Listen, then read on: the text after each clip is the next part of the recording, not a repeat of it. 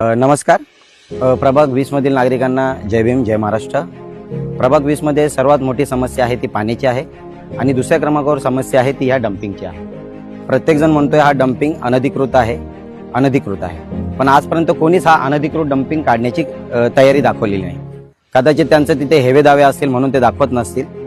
पण आजच्या घडीला जर हा डम्पिंग ग्राउंड काढायचा असेल तर त्याच्यासाठी कायद्याचा अभ्यास असणारा व्यक्ती आपल्याला गरजेचा आहे. आणि माझ्या नजरेमध्ये आजच्या घडीला कायद्याचा अभ्यास घेणारा व्यक्ती म्हणजे कुमार राजेश पाटील आहे.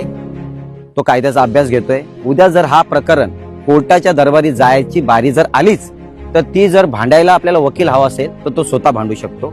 तर प्रभागातील नागरिकांना माझी विनंती आहे की येणाऱ्या निवडणुकीमध्ये कुमार राजेश पाटील यांना मतदान करून बहुमताने विजयी करा, जेणेकरून हा डम्पिंग प्रभाग 20 मधून तो हटवण्याची पूर्ण तयारी दाखवेल. मी आता तुम्हाला हा डम्पिंग दाखवतोय आणि डम्पिंगची ही अवस्था दाखवतोय. पूर्ण डम्पिंग हा जळालेला आहे, धुरी निघतोय, पण पालिकेचा याकडे लक्ष नाहीये.